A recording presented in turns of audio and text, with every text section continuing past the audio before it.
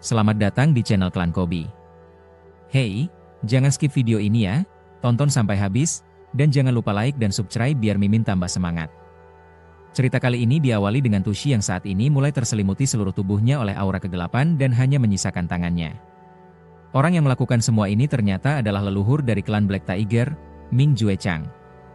Kepada Tushi, Ming Juechang berkata bahwa ia sudah lama tidak bertemu dengan Tushi. Tushi sendiri, yang saat ini merasakan kesakitan, tidak menyangka ternyata ini semua adalah ulah dari Ming Juechang. Ming Juechang kemudian melihat Tushi yang kembali dengan tangan kosong setelah mengejar Black Emperor, dan berkata bahwa Tushi ini pasti telah gagal. Mendengar ini, Tushi hanya menyeringai tipis dan merespons, memangnya kenapa jika ia gagal? Ming Juechang lalu menawarkan Tushi, jika ia bersedia tunduk padanya, ia bersedia untuk membantunya memberi pelajaran ke Black Emperor.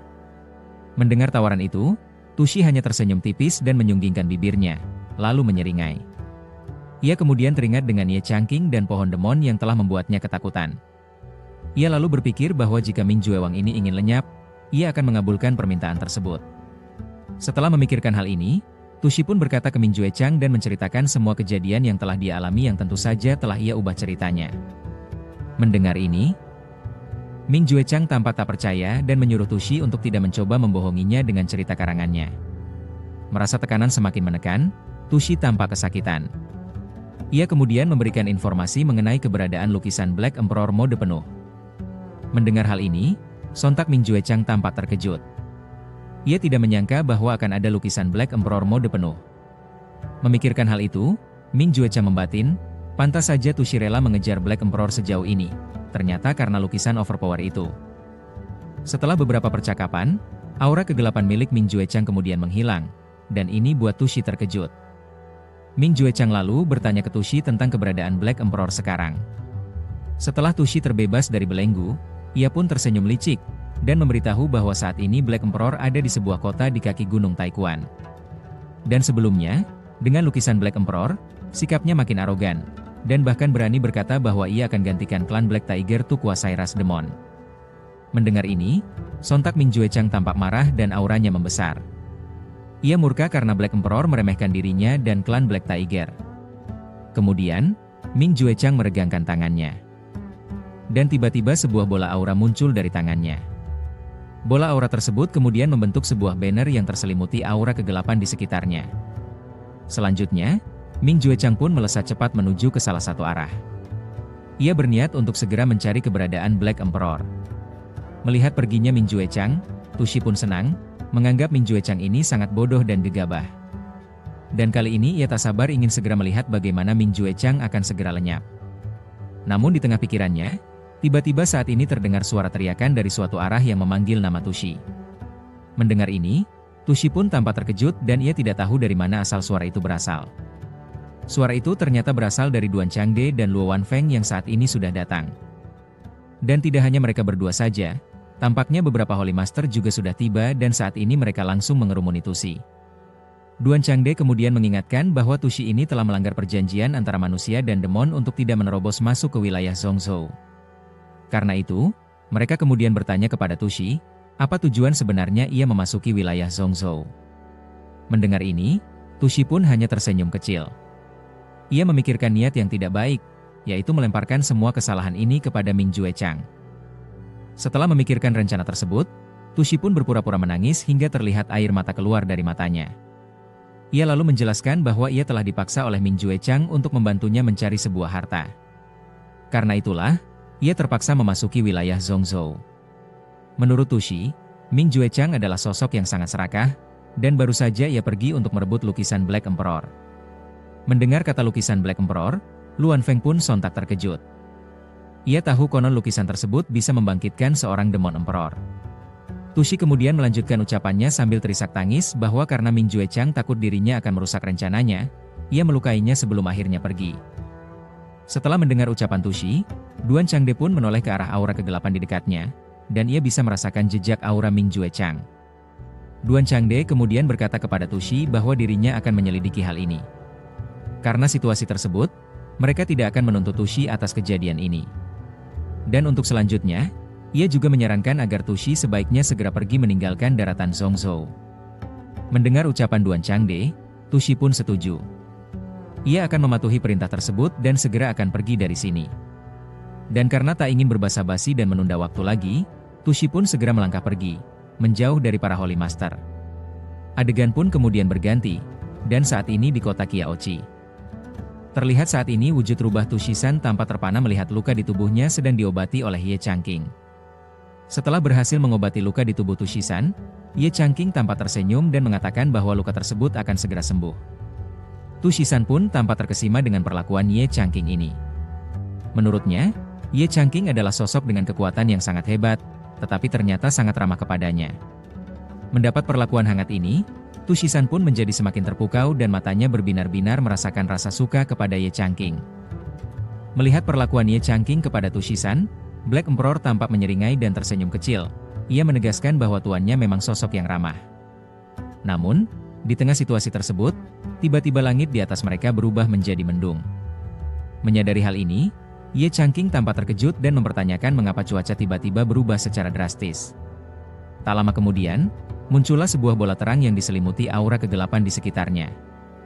Aura tersebut ternyata berasal dari Ming Juechang yang saat ini telah tiba di tempat itu. Ming Juechang yang datang, ia segera mencari keberadaan Black Emperor dan langsung menyuruhnya untuk segera menyerahkan lukisan Black Emperor. Melihat kedatangan Ming Juechang, Black Emperor bisa merasakan sebuah ancaman yang sangat besar. Begitu pula dengan Tushi-san, ia terkejut karena tidak menyangka Ming Juechang akan datang ke tempat ini. Pohon Demon pun tidak kalah terkejut. Ia kemudian mempertanyakan siapa yang berani membuat keributan di kediaman tuannya tersebut. Merasakan tekanan dari pohon Willow, Ming Juechang tampak termenung dan terdiam sejenak untuk berpikir. Ia tak menyangka akan ada sebuah pohon iblis di tempat ini. Menurutnya, pantas saja Black Emperor arogan, ternyata karena mendapat perlindungan dari pohon Demon ini. Memikirkan hal itu, Ming Juechang kemudian mengeluarkan aura kegelapan yang pekat dari tubuhnya. Ia juga mengeluarkan banner yang sudah dibawanya, lalu melantunkan sebuah mantra. Mantra tersebut membuat banner mengeluarkan aura kegelapan yang membesar hingga berubah menjadi sosok monster yang sangat buas. Dan dari aura monster itu tampak menekan aura dari pohon Demon. Pohon Demon pun mulai merasa tekanan yang membuatnya sedikit kewalahan. Melihat pohon Demon yang kewalahan, Black Emperor terkejut dan bertanya-tanya apa yang sebenarnya sedang terjadi. Pohon Demon pun menjelaskan bahwa Ming Juechang memiliki harta langka yang mampu membuatnya terperangkap dan menekan auranya. Mendengar hal ini, Tushi-san sontak terkejut. Ia menduga bahwa benda itu adalah Black Tiger Banner, harta suci dari klan Black Tiger. Menurutnya, dengan dukungan Black Tiger Banner, kekuatan Ming Juechang akan meningkat setidaknya 50%. Mendengar ucapan Tushi-san, Black Emperor pun memutuskan untuk hadapi Ming Juechang. Sementara itu, Ye Changqing melihat Black Emperor berlari ke suatu arah. Ye Changqing pun tampak terkejut dan ia tidak tahu kenapa Black Emperor justru malah keluar lagi. Dan saat ini, sesampainya di luar kediaman Ye Changqing, Black Emperor pun langsung melompat dan bergegas melesat ke suatu arah. Dan tanpa menunggu lama, ia langsung terlihat terlibat pertarungan sengit dengan Ming Juechang. Hingga memperlihatkan tubrukan aura yang sangat dahsyat. Melihat Black Emperor datang, Ming Juechang tampak tersenyum meringis. Setelah mengonfirmasi bahwa itu adalah Black Emperor, Ming Juechang langsung melesatkan serangan auranya ke arah Black Emperor. Black Emperor yang melihat serangan ini, ia pun tidak takut dan langsung mengeluarkan aura ungunya untuk menahan serangan Ming Juechang. Di hadapan Black Emperor, saat ini Ming Juechang tampak melayang di udara. Melihat ini, Black Emperor pun melompat dan langsung meluncurkan serangan balik kepada Ming Juechang. Ming Juechang tampak terdiam dan tampak juga urat nadi di dahinya mengkerut. Dan kemudian, ia tampak mengayunkan tangannya seolah ingin menyerang Black Emperor. Dan wus, terlihat serangan ayunan dari Ming Juechang tepat mengenai tubuh Black Emperor. Tidak sampai di situ, Ming Juechang pun langsung menampol Black Emperor, dan Black Emperor tampak kewalahan dibuatnya. Kemudian Ming Juechang tampak meraih bulu dari Black Emperor. Dan tanpa basa-basi Ming Juechang langsung melempar Black Emperor tersebut hingga menciptakan sebuah efek ledakan yang sangat besar. Setelah melakukan ini, Ming Juechang tampak tertawa terkekeh, menganggap kekuatan Black Emperor sangatlah lemah. Setelah mengatakan hal itu, Ming Juechang lalu mengayunkan tangannya, dan terlihat aura keluar darinya. Dengan aura ini, Ming Juechang mampu menekan Black Emperor, dan ia lalu perintahkan Black Emperor untuk segera serahkan lukisan Black Emperor atau ia akan lenyap. Mendapat ancaman ini, Black Emperor tidak takut. Ia justru mengancam balik, bahwa tuannya akan melenyapkan Ming Juechang nanti. Mendengar ancaman itu, Ming Juechang tidak menggubrisnya. Justru ia anggap omongan Black Emperor ini hanyalah omong kosong. Namun, detik berikutnya, tiba-tiba terdengar suara yang memanggil nama Black Emperor. Ming Juechang yang mendengarnya pun tampak terkejut. Suara tersebut ternyata berasal dari Ye Changqing yang datang dengan aura penuh di seluruh tubuhnya. Ye Changqing tampak marah hingga memperlihatkan kedua matanya yang bersinar terang keemasan. Melihat ini, Ming Juechang merasakan aura yang sangat terang, seperti sebuah ledakan yang dahsyat. Ming Juechang tampak terkejut, tak tahu apa yang sebenarnya sedang terjadi saat ini. Aura tersebut pun makin membesar, menciptakan sebuah ilusi layaknya ledakan aura yang bersinar sangat terang sekali. Detik berikutnya, karena tak mampu menahan aura yang sangat dahsyat itu, Ming Juechang pun terpaksa berubah ke wujud aslinya, yaitu seekor macan hitam. Dan saat ini, dengan aura yang sangat dahsyat itu, tampak Ye Changqing makin marah dengan kebandelan Black Emperor. Dan saat ini juga, di hadapan Ming Juechang, ia tampak melihat Ye Changqing melayang di udara dengan aura naga keemasan menyelimuti seluruh tubuhnya. Ia bingung dan terkejut, kenapa orang tersebut memiliki kekuatan yang sangat kuat seperti itu. Saat ini, terlihat Ye Changqing mulai melangkah keluar dari kediamannya. Ye Changqing lalu berkata bahwa Black Emperor ini belum kapok juga dan karena itu ia akan hukum Black Emperor. Namun detik berikutnya, terjadi sebuah keheningan, karena saat ini di hadapan Ye Changqing, ia melihat seekor macan hitam tepat di depannya. Ia melihat macan hitam tersebut menampilkan wajah yang sangat ganas. Melihat macan hitam ini, sontak Ye Changqing pun jadi terkejut dan ia sangat ketakutan dibuatnya. Merasakan sebuah ancaman dari macan hitam itu, Ye Changqing pun mulai menoleh ke satu arah. Ia berniat untuk cari sebuah senjata untuk pertahankan diri. Detik berikutnya, ia melihat sebuah pisau yang tertancap di sebuah kayu di depannya. Dengan tubuh yang gemetar, ia pun mulai perlahan melangkah ke arah pisau itu dan berniat untuk meraihnya. Dan haap, pisau pun berhasil diraih oleh Ye Changqing. Ye Changqing pun mulai memberanikan diri untuk mencoba melawan macan hitam tersebut dengan menghunuskan pisau tersebut ke arah macan hitam. Macan hitam pun sontak jadi terkejut dan ia merasakan pisau itu bukanlah pisau yang biasa. Di hadapannya kali ini ia melihat Ye Changqing yang tampak menghunuskan pisau sementara aura menekan keluar dari arahnya. Karena merasa tidak mampu melawan Ye Changqing ini, macan hitam pun berniat untuk tak cari masalah dan memutuskan untuk mundur dan sudahi masalah ini. Ye Changqing sendiri melihat niat dari macan hitam tersebut, dan dengan tubuh yang masih gemetar ia memikirkan sesuatu. Ye Changqing pun memutuskan untuk tidak memprovokasi macan hitam lebih jauh, dan ia pun juga berniat menyudahinya saja. Ye Changqing lalu menoleh ke arah Black Emperor dan menyuruh Black Emperor untuk segera pergi dari sini. Namun saat ini, Black Emperor justru terlihat memprovokasi Ming Juechang, berkata bahwa tuannya kali ini sudah keluar, jadi Ming Juechang harusnya tak bersikap sombong lagi. Melihat Black Emperor justru malah memprovokasi macan hitam, Ye Changqing pun sontak menjadi terkejut dan ketakutan dibuatnya.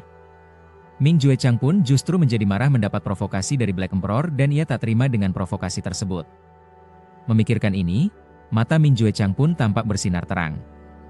Ia berpikir jika senior itu ingin melenyapkannya maka ia akan mempertaruhkan segalanya.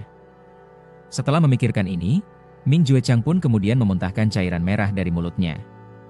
Dan kemudian, terlihat Ming Juechang terlihat membuat segel dari tangannya menciptakan jurus Kuchyosen no Jutsu. Setelah membuat segel, Ming Juechang lalu menghempaskan tangannya ke tanah dan detik berikutnya aura kegelapan menyelimuti tangannya.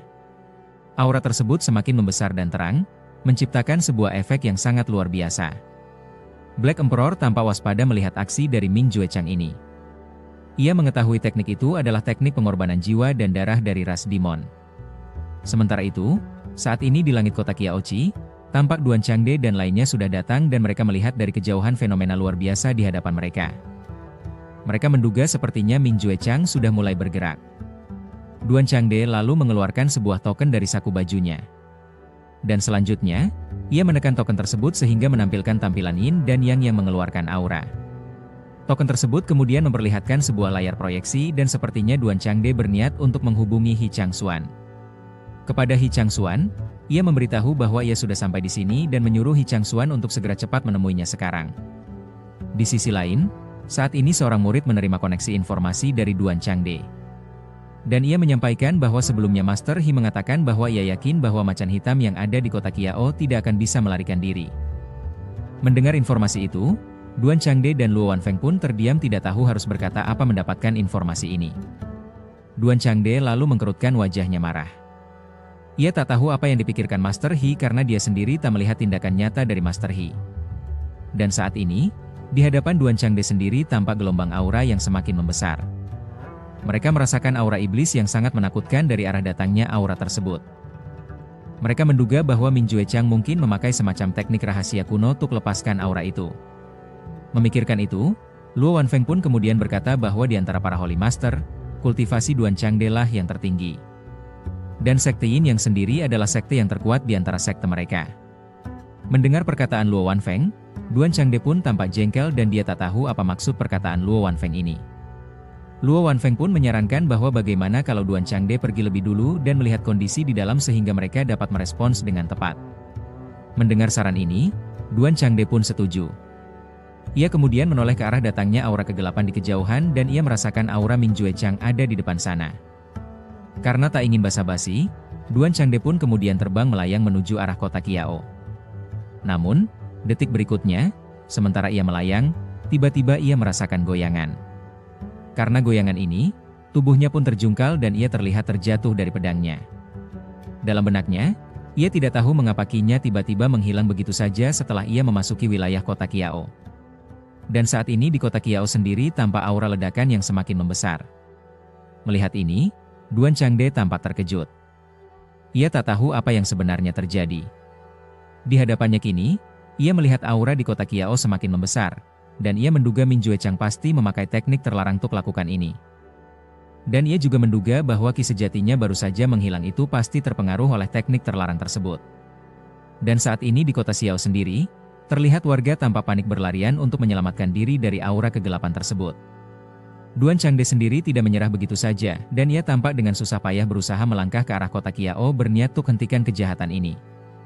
Dan saat ini, di kota Qiao, saat ini Min Jue Chang tampak terselimuti aura kegelapan membentuk proyeksi macan hitam yang sangat besar di belakangnya. Melihat fenomena ini, Ye Changqing pun tampak ketakutan. Karena merasa ketakutan, ia pun langsung mengayunkan pisaunya dan mengatakan ke macan hitam tersebut untuk tidak mendekatinya. Mendengar peringatan dari Ye Changqing, Min Jue Chang pun tidak gentar. Bahkan jika Ye Changqing memiliki artefak abadi, ia tidak akan takut kepadanya. Setelah memikirkan ini, Min Jue Chang pun kemudian melancarkan serangannya berupa sebuah gelombang suara yang melesat cepat.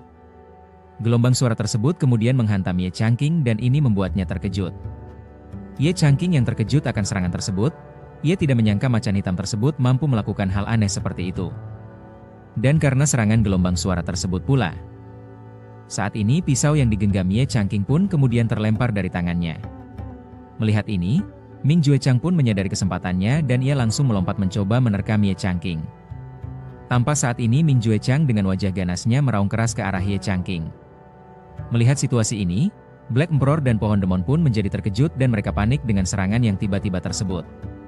Dalam situasi seperti ini, terlihat Ye Changqing tampak gemetar. Ia berpikir bahwa ia hanya bisa bertaruh dengan rencananya dan tidak bisa putus asa. Ye Changqing lalu berteriak untuk mencoba memberanikan dirinya menghadapi situasi ini. Ia kemudian terlihat mengeluarkan mainan kucing dari lengannya dan langsung dihadapkan kepada macan hitam yang mencoba menerkamnya. Black Emperor yang melihat situasi ini sontak menjadi terkejut dan ia terdiam sejenak tidak tahu apa maksud Ye Changqing melakukan ini. Namun, saat ini macan hitam yang melihat mainan kucing yang diarahkan Ye Changqing kepadanya tiba-tiba terkejut, tidak tahu apa itu. Akan tetapi, detik berikutnya, Min Jue Chang pun tampak terpana dan tertarik dengan mainan kucing tersebut. Menyadari dirinya terlena, Min Jue Chang pun lalu menggelengkan kepalanya mencoba untuk tetap tersadar. Namun, meski begitu, Min Jue Chang tidak bisa beralih dari daya tarik mainan itu dan dengan riang mengikuti arah gerak dari mainan kucing yang diayunkan oleh Ye Changqing. Ye Changqing yang melihat situasi ini menjadi senang karena sepertinya rencananya berhasil. Saat ini di hadapannya, ia melihat macan hitam tampak girang bermain dengan mainan kucing yang ia miliki. Macan hitam sendiri saat ini tampak bermain, namun di benaknya ia sebenarnya menolak dengan tindakannya ini. Sementara macan hitam bermain dengan mainan kucing, saat ini terlihat tangan Ye Changqing mencoba meraih pisau yang tergeletak di tanah. Dan kemudian, dengan sekali ayunan, wuus, Ye Changqing pun terlihat mencoba menebas si macan hitam. Tebasan tersebut tepat mengenai macan hitam dan terlihat sebuah cairan merah terciprat di atasnya. Ye Changqing, Setelah selesai melakukan ini, ia pun lalu bernapas lega. Dia merasa telah selamat dari mara bahaya yang baru saja ia alami. Dan terlihat saat ini, Ming Juechang yang tubuhnya tertancap pisau dari serangan Ye Changqing, tampak rohnya melayang keluar dari tubuhnya seolah dia sudah lenyap.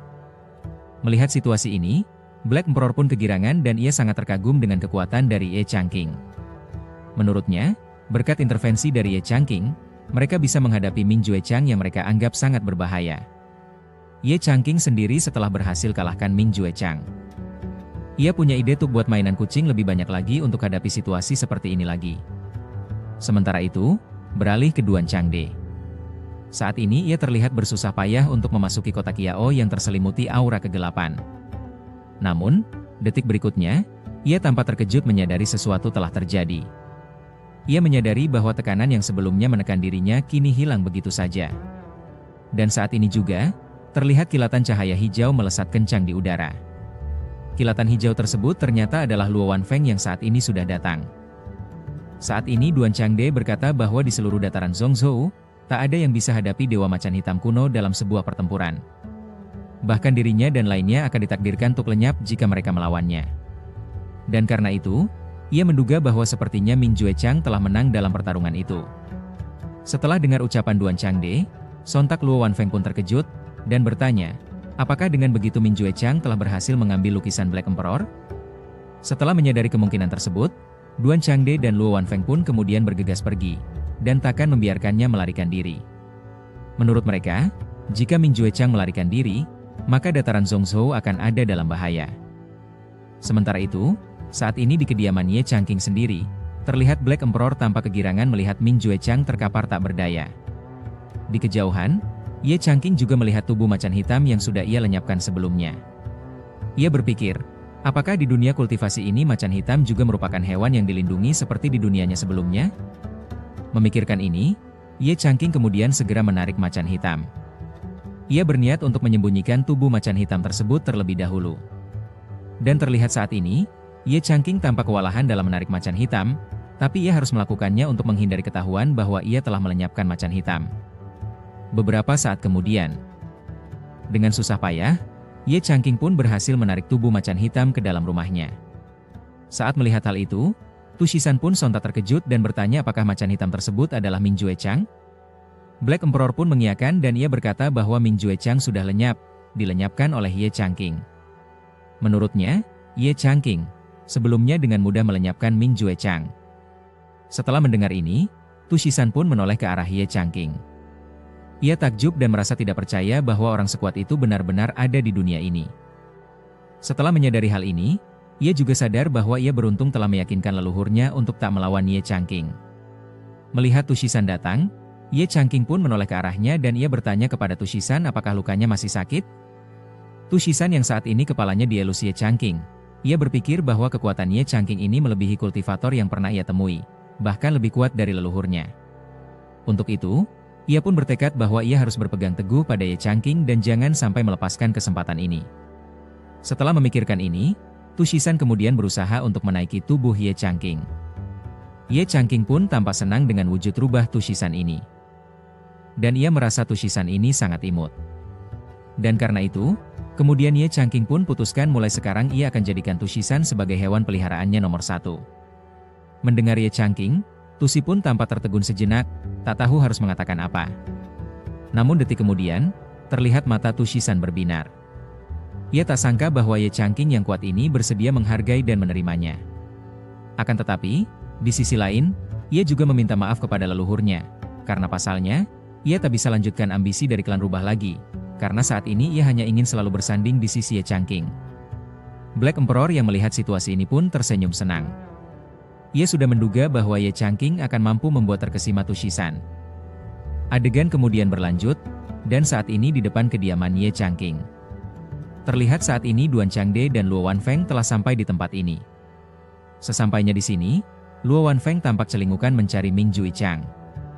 Dia merasa mereka sudah terlambat dan menduga Ming Juechang telah kabur. Dugaan itu terbukti karena saat ini keduanya melihat bekas cairan merah di tanah dan menduga Ming Juechang telah melenyapkan lawannya. Duan Changde pun kemudian berniat menginvestigasi bekas cairan merah itu dan terlihat bola cahaya terang muncul dari tangannya. Namun detik berikutnya, Duan Changde tampak terkejut seolah menyadari sesuatu. Dia menyadari bahwa ternyata bekas cairan merah tersebut adalah milik dari Ming Jue Chang. Melalui indera spiritualnya, ia tidak bisa lagi merasakan aura Ming Jue Chang. Dan ia menduga bahwa Ming Jue Chang sepertinya sudah lenyap di tempat ini. Sontak saja, mendengar ucapan Duan Changde, Luo Wanfeng pun tampak terkejut, tidak menyangka dengan informasi ini.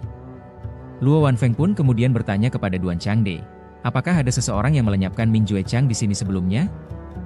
Duan Changde pun membenarkan hal tersebut dan ia juga berpikir bahwa memang ada seseorang yang telah melenyapkan Ming Jue Chang. Dia juga berpikir mungkin benar-benar ada ahli yang tak tertandingi di kota Qiaoqi ini yang di luar imajinasi mereka.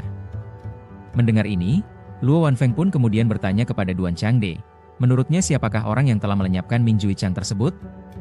Mendengar pertanyaan ini, Duan Changde berkata, ahli tersebut telah melenyapkan Ming Jue Chang dan hanya menyisakan bekas cairan merah. Ini pasti ada maksud tertentu. Mendengar ini, Luo Wanfeng pun tampak terkejut, menyimpulkan, orang yang telah melenyapkan Ming Jue Chang itu tidak ingin diganggu, jadi ia sengaja menyelesaikan dengan cepat. Duan Changde pun membenarkan pemikiran tersebut. Menurutnya, terkadang terlalu penasaran bukanlah hal yang baik karena itu bisa berbahaya. Adegan pun kemudian berlanjut dan beberapa waktu kemudian senja pun tiba. Saat ini terlihat Ye Changqing tengah meletakkan sebuah mangkok di hadapan Tu Shisan. Kepada Tu Shisan, ia berkata bahwa di tempat inilah mulai sekarang Tu Shisan akan tinggal. Ia mengatakan juga bahwa mangkok itu adalah tempat makan dan minum bagi Tu Shisan. Black Emperor dan Pohon Demon sendiri yang melihat dari kejauhan, keduanya menebak-nebak apa yang sebenarnya ingin dilakukan oleh Ye Changqing ini. Ye Changqing sendiri setelah menjelaskan semuanya kepada Tu Shisan, ia pun menyarankan untuk beristirahat lebih dulu karena hari sudah mulai sore. Namun, saat ini Tu Shisan yang melihat Ye Changqing beranjak untuk pergi, ia pun meminta Ye Changqing untuk membawanya ke dalam dan ingin tidur bersama Ye Changqing. Ye Changqing pun kemudian mengangkat wujud rubah dari Tu Shisan. Dan kepada Tu Shisan, Ye Changqing bertanya apakah Tu Shisan ini ingin tidur dengannya? Tu Shisan pun berkata meong dan ia mengangguk iya, yang artinya itu benar. Mendengar Tu Shisan ingin tidur dengannya, Ye Changqing pun tampak senang dan ia menyetujui keinginan dari Tu Shisan. Adegan selanjutnya, Ye Changqing pun kemudian melangkah ke dalam rumahnya. Dengan sembari menggendong Tu Shisan di bahunya.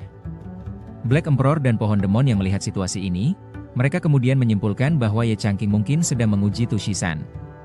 Setelah menyadari hal ini, Black Emperor tampak terkagum dengan niat dari Ye Changqing dan mengatakan bahwa Ye Changqing benar-benar pintar. Pertempuran sengit melawan Raja Iblis Harimau Hitam menguras banyak energi vital sang pohon roh, membuatnya harus segera beristirahat. Melihat hal itu, Black Emperor mendekat dan bertanya, "Tri Bro, berapa lama kamu akan tidur?" Sang pohon pun menjawab bahwa ia akan terlelap setidaknya beberapa tahun, atau bahkan hingga beberapa dekade. Sebelum tertidur, sang pohon menjelaskan bahwa ia memiliki kekuatan langit dan bumi yang terkandung dalam mata air spiritual pemberian Ye Changqing dulu. Energi dahsyat tersebut disembunyikan di dalam sehelai daunnya dan selama ini ia enggan untuk menggunakannya. Namun hari ini, sang pohon memutuskan memberikan daun spiritual itu kepada Black Emperor demi membantunya memasuki alam Kaisar Iblis. Pemberian ini disertai syarat mutlak, Black Emperor harus berjanji melindungi tuannya. Jika tidak, ia akan langsung menghancurkan kultivasi Black Emperor. Black Emperor segera mengangkat kedua tangan depannya sambil meyakinkan sang pohon, "Aku mengerti, Tri Bro, jangan khawatir." Mendengar janji setianya, sang pohon bergumam pelan untuk terakhir kali bahwa ia akan mulai tertidur. Perlahan, energi spiritual misterius berpendar menyelimuti seluruh area tersebut di bawah sinar rembulan yang syahdu. Di bawah rindangnya dahan pohon yang kini telah terlelap, Black Emperor pun juga ikut merebahkan tubuhnya dan mendengkur halus. Tak jauh dari sana, di dalam sebuah ruangan, Ye Changqing juga tampak sedang tidur dengan sangat lelap sembari memeluk rubah putih kecil di lengannya. Energi pelindung malam itu memancar kuat, menjaga seluruh kediaman dalam kedamaian yang utuh. Keesokan harinya, fajar menyingsing dengan langit biru yang cerah di atas kediaman tersebut. Ye Changqing perlahan terbangun dari tidurnya yang lelap. Ia tampak menggosok matanya sambil bergumam heran. Mengapa terasa begitu ramai di tempat tidur ini lagi? Saat ia membuka mata lebar-lebar dan menoleh ke samping, ia terkejut melihat sosok wanita tertidur di sampingnya. Rubah putih kecil semalam tampaknya telah berubah wujud menjadi seorang gadis cantik. Ye Changqing langsung panik dan berteriak, "Apa yang terjadi kali ini?" Ia bingung mengapa kali ini ada gadis di kasurnya. Dengan refleks, ia pun melompat mundur menjauh sembari berseru, "Tunggu, tunggu, Tunggu, siapa kamu? Tu Shisan sontak terjatuh akibat kegaduhan tersebut dan merasa tindakan Ye Changqing terlalu berlebihan. Dengan tatapan polos, ia meraju karena merasa Ye Changqing ingin meninggalkannya begitu cepat setelah tidur bersama semalam. Mendengar ucapan itu, Ye Changqing langsung syok dan ketakutan setengah mati. Ia panik memikirkan apakah ia telah berbuat hal seperti itu semalam. Ye Changqing tiba-tiba terdiam dan berseru, "Tunggu!" Ia mulai mengamati penampilan gadis di depannya dengan saksama. Matanya tertuju pada sepasang telinga berbulu serta ekor lebat kemerahan yang bergerak-gerak di hadapannya. Sebuah pemikiran mengejutkan terlintas di benaknya hingga membuatnya terbelalak syok. "Mungkinkah kamu rubah putih itu?" Tanpa diduga, gadis cantik berkepala rubah itu tersenyum manis penuh bunga sambil membenarkan tebakannya. "Itu benar, ini aku." Kejutan Fajar itu pun terbukti, hewan peliharaannya telah berubah wujud. Mendengar pengakuan itu, Ye Changqing langsung menepuk jidatnya syok. Namun, saat ia mengintip dari sela jarinya, ia membatin, "Tetapi, tak buruk juga sih." Pintu kayu kemudian berderi terbuka pelan. Tu Shisan terlihat memeluk lengan Ye Changqing dengan manja. Ye Changqing menyuruh Tu Shisan untuk lepaskan lengannya, tapi Tu Shisan menolak. Untuk selanjutnya, Ye Changqing tiba-tiba syok melihat perubahan wujud Black Emperor di depannya. Bulunya legam, ekornya mengibas, dan auranya sangat mengintimidasi. "Kaisar Hitam?" serunya tak percaya melihat wujud Black Emperor. Black Emperor kini menjelma jadi sosok raksasa sepekat awan malam di atas salju. "Bagaimana kamu bisa tumbuh sebesar ini dalam semalam? Apa kamu makan suplemen?" tanya Ye Changqing heran. Black Emperor tiba-tiba berbalik arah dengan heran, memancing rasa penasaran Ye Changqing di belakangnya. Sambil menggonggong riang, Black Emperor melompat mendekati altar dan menuntunnya menuju objek misterius. Ye Changqing segera mengulurkan tangannya untuk meraih benda yang berkilau di atas meja batu. Jemarinya dengan mantap memungut kristal biru ajaib yang bersinar sangat terang di antara serpihan batu. Ia terkejut menyadari itu adalah batu hunyuan. Ye Changqing tampak tersenyum sambil membawa kristal, lalu bertanya apakah Black Emperor yang telah membawanya ke sini. Black Emperor pun menggonggong riang membenarkan ucapan tuannya, merasa sangat bangga karena berhasil membantunya. Tanpa ragu, Ye Changqing langsung memberikan kecupan sayang di pipi Black Emperor dengan penuh cinta. Ye Changqing tertawa bahagia dan memeluknya erat, memuji Black Emperor sebagai anjing yang sangat baik dan setia. Black Emperor lalu melirik licik ke arah Tu Shisan, mengejeknya agar tidak cemburu pada kedekatannya dengan sang tuan. Tu Shisan tampak mengepalkan tangan menahan amarah yang meluap-luap. Ia bersumpah membuat Black Emperor membayar kelicikannya merebut perhatian tuan. Namun, saat ini, di luar gerbang halaman rumah Ye Changqing, ia mendengar sayup-sayup suara sekelompok warga yang sedang bergosip. Para warga tampak berkumpul dan membicarakan insiden mencekam. Raungan misterius kemarin malam rupanya telah menakuti seluruh kota. Warga lainnya langsung menyangkal rumor tersebut dengan ketus. Mereka menganggap sangat mustahil ada harimau liar masuk ke dalam kota. Ye Changqing terpaku mendengar kepanikan publik tersebut. Ia sadar keributan yang mereka perbuat kini telah memicu masalah baru. Ye Changqing panik jika petugas datang menyelidiki rumahnya, ia takkan bisa menjelaskan alasan adanya mayat harimau di sana. Tiba-tiba sebuah kilatan gagasan cemerlang melintas di benaknya, "Saya punya ide," serunya yakin untuk mengatasi masalah ini. Adegan pun kemudian berlanjut, dan saat ini Ye Changqing dan Tu Shisan berjalan menyusuri jalanan kota Qiaoqi yang ramai sambil membawa nampan berisi penuh daging panggang. Ye Changqing bertanya cemas apakah Tu Shisan tidak takut ketahuan identitas iblisnya jika terus mengikutinya di tengah keramaian. Tu Shisan tersenyum manja lalu menjelaskan bahwa ia memakai teknik ilusi khusus agar telinga dan ekor rubahnya tak terlihat orang lain. Ye Changqing mengerti lalu mulai berteriak ramah, mengumumkan bahwa ia tidak sengaja memanggang terlalu banyak daging di rumahnya. Sambil tersenyum, ia membagikan semua daging panggang itu secara gratis kepada para warga kota agar mereka tidak curiga dengan bau harimau. Warga berterima kasih lalu bertanya jenis daging tersebut. Ye Changqing dengan gugup menjawab bahwa itu hanya daging buruan biasa. Ia berkeringat dingin dan panik di dalam hati, merasa sangat cemas rahasia besarnya terbongkar. Untuk mengalihkan perhatian, Ye Changqing segera berseru ramah menyuruh semua warga mencicipi sate daging lezat di nampannya. Ia tersenyum licik karena rencananya berhasil. Semua orang kini memakan bukti harimau itu tanpa menyisakan sedikit pun barang bukti. Ye Changqing terus membagikan sate kepada seorang bibi dengan riang, sementara warga dengan lahap memuji kelezatan dagingnya. Seorang anak memuji Ye Changqing sangat tampan dan pandai memasak, lalu berkata siapapun yang menikahinya pasti akan sangat diberkati. Seorang bibi tiba-tiba menggoda dengan bertanya apakah gadis manis di belakangnya itu merupakan sosok istri atau selir barunya sekarang. Ye Changqing sontak sangat panik dan langsung membantah keras, menegaskan dengan wajah memerah bahwa Tushisan sama sekali bukan miliknya. Namun, saat ini Tushisan tiba-tiba menghampiri Ye Changqing sambil memanggil master, membuat anak kecil di samping mereka melotot kaget melihatnya. Warga sekitar tertawa genit melihat tingkah mereka, sementara Ye Changqing panik berteriak bahwa ini tidak seperti yang dipikirkan. Melihat tubuh ramping Tushisan, bibi itu malah berkomentar usil bahwa gadis sekurus itu mungkin akan kesulitan melahirkan anak. Karena itu, bibi itu lalu mempromosikan keponakannya yang rajin sambil menunjukkan bayangan gadis berwajah tebal yang sangat ingin menjodohnya. Ye Changqing pun sontak langsung syok berat, melambaikan tangan dengan panik sambil berteriak menolak keras tawaran perjodohan tak masuk akal itu. Tushisan sendiri sangat marah dituduh bertubuh buruk. Ia menggertakkan gigi dengan urat kekesalan yang terlihat jelas di dahinya. Tatapan matanya mendadak berubah tajam. Ia bertekad untuk menunjukkan pesona sejati seorang putri rubah kepada semua orang di sana. Adegan pun kemudian berlanjut, suasana jalanan kota tampak ramai dari kejauhan, mengiringi langkah mereka berdua yang akhirnya kembali pulang ke rumah. Ye Changqing menghela napas lega di depan tokonya. Ia sangat bersyukur masalah bangkai harimau misterius itu akhirnya selesai juga. Merasakan keheningan yang aneh di sampingnya, Ye Changqing menoleh ke belakang dan memanggil nama Nona Tushisan dengan heran. Ye Changqing bingung melihat Tushisan diam saja, bertanya-tanya dalam hati apakah gadis rubah itu sedang dalam suasana hati yang buruk. Ia berpikir apakah Tushisan lelah karena membawa barang tadi, lalu memutuskan harus bergerak cepat untuk segera membujuknya kembali. Dengan senyum lebar, Ye Changqing mengucapkan terima kasih banyak kepada Tushisan atas bantuan yang telah diberikan sepanjang hari ini. Mendengar hal itu, Tushisan menatap Sayu dengan sudut mata yang mulai meneteskan air mata kesedihan karena merasa sangat terpukul. Sambil menangis sesenggukan, ia bertanya dengan wajah memerah apakah sang tuan benar-benar berpikir bahwa dirinya memiliki tubuh buruk. Ye Changqing pun panik dan melambaikan tangan, menjelaskan bahwa bibi Wang tadi hanya bercanda dan memohon agar ia tidak memasukkannya ke hati.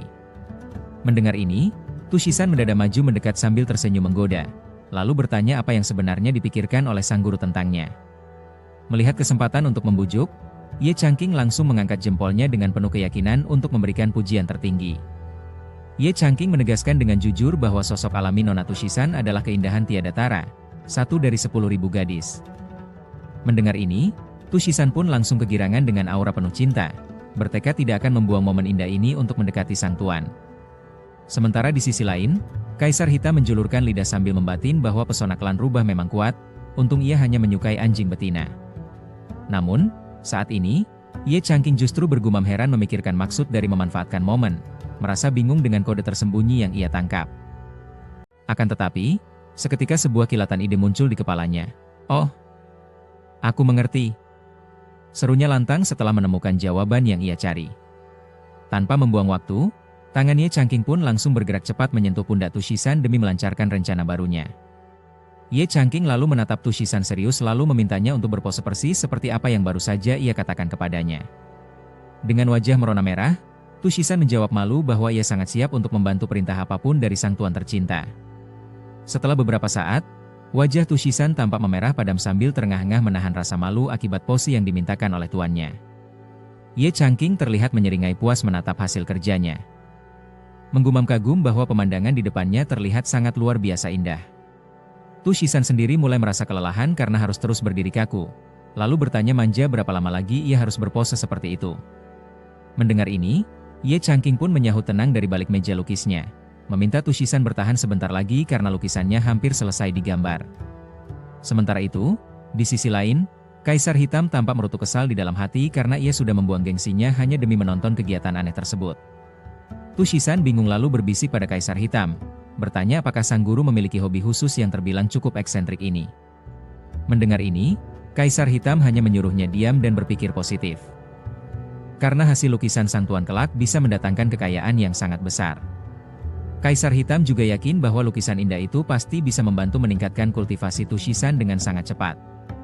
Mendengar ini, Tushisan tampak sangat tersentuh, mengira sang tuan sengaja membantunya menaikkan kultivasi karena takut tidak bisa melindunginya kelak. Kaisar Hitam pun hanya bisa berkeringat dingin mendengar ucapan Tushisan ini, dan ia membatin bahwa pesona Tushisan sama sekali tidak mempan pada tuannya. Adegan selanjutnya, Ye Changqing masih fokus menggerakkan kuasnya di atas kertas dengan lihai, menorehkan tinta emas terakhir untuk sempurnakan mahakaryanya. Selesai. Seru Ye Changqing riang gembira sambil mengangkat kuasnya tinggi setelah berhasil menyelesaikan lukisan itu. Secara mengejutkan, selembar kertas kosong di atas meja tiba-tiba terlihat memancarkan kilatan cahaya keemasan yang sangat silau. Tushisan pun terbelalak kaget merasakan hempasan energi murni ini. Apa yang terjadi? Serunya panik saat tubuhnya terselimuti aura magis itu. Untuk selanjutnya, kertas lukisan itu mendadak melayang ringan di udara, membawa aliran energi suci yang berputar kencang di dalam ruangan toko. Sambil tersenyum misterius dan memegang dagunya, Ye Changqing bergumam penuh kepuasan, lukisan indah ini akan diberi nama Tushisan sendiri. Kali ini ia tampak terpaku dengan mata berbinar takjub, melihat mahakarya luar biasa yang baru saja diciptakan oleh Sang Guru Agung. Di hadapannya, kini ia melihat cahaya keemasan melesat dari lukisan, menampilkan sosok leluhur rubah ekor 9 yang terbang menuju langit. Sementara itu, saat ini kekuatan magis tersebut melesat menembus dimensi, memicu fenomena alam yang luar biasa di atas langit istana Gunung Persik nan indah.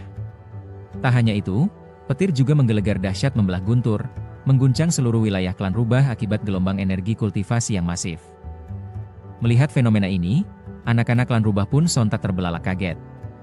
Mereka kebingungan mengapa muncul fenomena seperti ini di sini. Namun, tiba-tiba salah satu bocah rubah itu menunjuk ke langit dengan panik, berteriak menyuruh semuanya melihat fenomena aneh pada pohon persik mereka. Terlihat, bunga persik itu mendadak layu secara misterius. Para bocah rubah berteriak sangat panik mempertanyakan musibah apa yang sedang terjadi. Keadaan pun semakin mencekam saat rumput di sekitar halaman istana juga ikut menguning akibat terkurasnya seluruh energi kehidupan spiritual itu. Menyadari situasi makin gawat, bocah-bocah rubah akhirnya memutuskan untuk segera mencari elder agar mereka segera datang untuk periksa bencana misterius ini. Dan sementara itu juga, saat ini di puncak bukit, kepulan angin api magis berembus kencang mengitari sosok Tushi yang berdiri menatap langit dengan sangat anggun. Patriark Tu Shanyao datang mendekat dengan raut wajah cemas, lalu bertanya panik pada leluhur Tushi mengenai apa yang sebenarnya terjadi. Dari pertanyaan ini, Tushi pun menatap tajam, menegaskan seseorang telah memaksa mencuri seluruh kekayaan spiritual dari gunung persik mereka. Tu Shanyao sontak mengepalkan tangan geram, mempertanyakan siapakah sosok nekat yang sedang mencoba memusnahkan klan rubah roh mereka. Sorot mata Tushi tiba-tiba mendadak berubah penuh selidik, bergumam penuh tanda tanya apakah pelakunya adalah sosok misterius yang ia duga. Tanpa membuang waktu lagi, Tushi langsung mengibaskan tangannya yang berkuku tajam untuk mengumpulkan energi sihir perlindungan. Kepada Tu Shanyao, Tushi memerintahkannya untuk tetap tinggal menjaga istana, sementara tubuhnya mengeluarkan aura api yang membara. Dan untuk dirinya sendiri, Tushi memantapkan tekadnya, memutuskan harus segera pergi ke Southern Reach demi menemui Lord Long secepatnya. Adegan kemudian berganti, dan saat ini di lembah 100.000 gunung tanpa aliran sungai mengalir jernih membelah tebing-tebing batu yang berdiri kokoh. Saat ini Tushi terlihat melesat cepat menembus langit. Kehadirannya memecah keheningan lembah dan mengejutkan kawanan burung. Namun, di tengah terbangnya, Tushi tiba-tiba terkejut melihat kedatangan klan Harimau Hitam. Matanya terbelalak heran melihat klan itu ada di sana. Dengan penuh keheranan, Tushi lalu mempertanyakan tujuan kedatangan mereka. Kehadiran mendadak dua orang itu memicu tanda tanya di benaknya. Melihat Tushi datang, kedua pria itu pun memberi hormat, dan menjelaskan maksud kedatangannya untuk meminta ramalan Lord Long terkait nasib leluhur mereka. Mendengar ini, Tushi merasa cemas lalu menanyakan keberadaan Ming Jue Chang, memastikan apakah ia memang benar-benar belum kembali. Seorang tetua terlihat panik, kemudian ia menjelaskan bahwa sebelumnya ia menemukan bahwasanya lampu jiwa sang leluhur telah padam. Mendengar penjelasan tetua itu, Tushi tertegun. Lampu jiwa yang padam mempertegas bahwa jiwa seseorang telah hilang dan lenyap dari dunia. Seolah menyadari sesuatu, Tushi lalu terkejut dan bertanya dengan panik. Ia seolah tidak percaya bahwa sosok Ming Jue yang sangat kuat kini telah gugur. Tetua Harimau Hitam pun sontak jadi murka mendengar hal itu, menegaskan kultivasi sang leluhur tidak tertandingi dan mustahil bisa dikalahkan. Melihat respons emosional itu, Tushi sendiri bersikap acuh. Ia menyuruh tetua tersebut berpura-pura tidak pernah mendengar apapun yang ia katakan. Namun, dalam benak Tushi sendiri, ia teringat sesuatu dan membatin tentang Ye Changqing. Bayangan sosok itu mendadak terlintas jelas di dalam benaknya. Kedua tetua klan kembali memohon dengan penuh harap, mendesak agar Tushi membagikan informasi apapun yang ia ketahui. Akan tetapi, saat ini, tiba-tiba sesosok pria berambut merah muncul. Kehadirannya sontak mengejutkan semua orang yang berada di area lembah tersebut. Pria ini adalah Raja Iblis yang dipanggil Tuan Long. Ia menilai tindakan Ming Jue Chang melanggar perjanjian dan menerobos Zhongzhou adalah hal yang ceroboh. Kedua tetua klan Harimau Hitam langsung terkejut mendengar ucapan itu. Mereka hanya bisa terpaku diam atas penilaian tajam sang Raja Iblis. Kemudian, salah satu tetua bersujud pasrah dan mengakui kesalahan leluhurnya. Ia berlutut di tanah dengan raut wajah yang penuh penyesalan. Sambil menangis, ia bersikeras bahwa kultivasi leluhurnya sangat kuat, jadi bagaimana bisa ia dikalahkan dengan mudah tanpa menyisakan jejak sedikit pun. Dan karena itu juga, ia lalu kembali memohon dengan sangat agar Tuan Long bersedia meramal kondisi leluhurnya saat ini. Mendengar permohonan itu, akhirnya Lord Long itu pun setuju untuk meramal kondisi leluhur macan hitam. Dan terlihat, ia lalu mengeluarkan cangkang peramal dari saku bajunya. Cangkang kura-kura sakral itu terlihat berputar di udara diiringi mantra kuno, dan cahaya keemasan berpendar memancarkan energi yang kuat. Namun, seketika itu juga, tiba-tiba cangkang itu meledak hebat memancarkan kilatan energi, hingga memecah keheningan prosesi peramalan tersebut. Di sisi lain, merasakan energi ini, Tushi pun terpaksa menghalau kilatan cahaya yang menyilaukan matanya itu. Lord Long kemudian menatap tajam hasil ramalan di hadapannya. Raut wajahnya tampak serius seolah semua berjalan sesuai dugaannya. Ia membaca kombinasi koin kuno yang membentuk heksagram guntur api yang menandakan kemalangan yang amat besar. Mendengar ucapan tersebut, kedua tetua klan langsung terbelalak kaget, terkejut dan berteriak histeris karena tidak percaya dengan hasil ramalan tersebut. Lord Long menjelaskan bahwa Ming Jue Chang telah menerima hukuman surga karena hasil perbuatannya sebelumnya. Dan karena ini, terlihat juga bayangan mengerikan saat mayat leluhur mereka telah lenyap dan berubah menjadi sate yang siap dinikmati bersama. Ia menduga Ming Jue Chang tidak mati di tangan kultivator biasa, melainkan kematian tragis itu disebabkan oleh keberadaan sosok yang lebih tinggi. Mendengar penjelasan ini, kedua tetua klan tanpa gemetar lalu bertanya siapa sosok kuat tersebut, dan dengan penuh amarah, mereka bersumpah untuk membalas dendam leluhur. Lord Long pun menolak menjelaskan lebih dalam karena rahasia surga sangat berbahaya. Ia memperingatkan klan Harimau Hitam agar segera pulang saja. Sontak saja, mendengar ini, kedua tetua klan tertegun dan merasa ngeri. Mereka tak menyangka keberadaan musuh tersebut bahkan tidak bisa diintip sedikit pun. Pada akhirnya mereka pun menyerah dan berterima kasih atas peringatan itu, dan untuk selanjutnya, mereka sepakat untuk segera kembali dan membuat rencana baru.